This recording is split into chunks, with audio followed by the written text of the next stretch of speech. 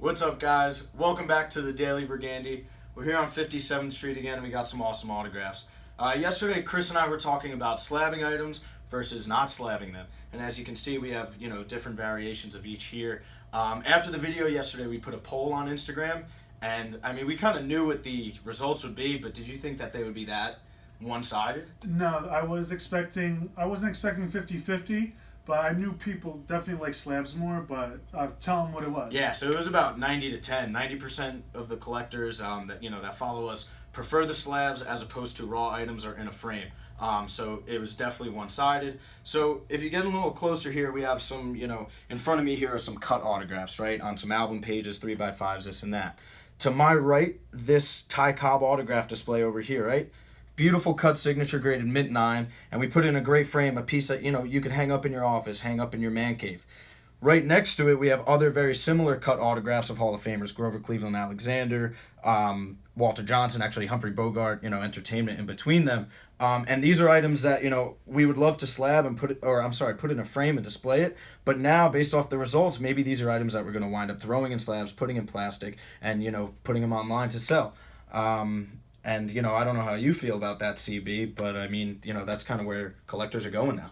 Yeah, again, kind of shocked by how one-sided it was, but just to defend keeping it loose or raw, if you will, if you frame something like this, it displays a lot better versus a slab, right? Because this, maybe you could put it on a shelf, you could lean it against something, but obviously a frame with a photo is going to look way better on a wall, way more impressive. You're going to enjoy it every day you walk into that room. Yeah. Usually slabs, people just keep in maybe a safe deposit box or a little safe in their house or something, slide it away, and if you want to look at it, you have to go take it out. But this, again, gets presented better on the wall.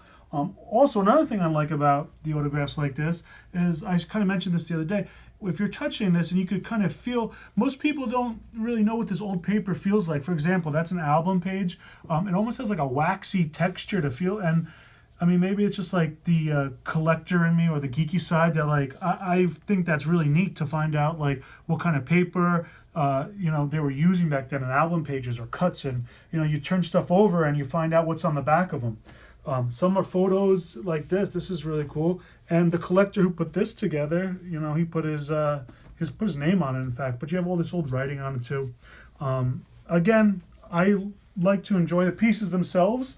I'm not so much for the slabs, but the people have spoken. At least the people on Instagram, the Instagram crew. Yeah, the Burgundy faithful, they were pretty adamant about the slabbing. So we try to listen, do the best we can. There are still some pieces that we're definitely going to throw into frames, put them on the wall, put them in the man cave, like I said. But it's good to hear from everybody and know what people are actually looking for. Yeah, a little market research, if you will. Yeah, exactly. That's not to say we still sell a bunch of frames, and how many times does this happen where we have something slabbed like this, and we sell it, and the customer says, actually, I'd like the full LOA, and can you frame it for me? All the time. Or vice versa. Yeah. So, it's still collectible, obviously, either way, but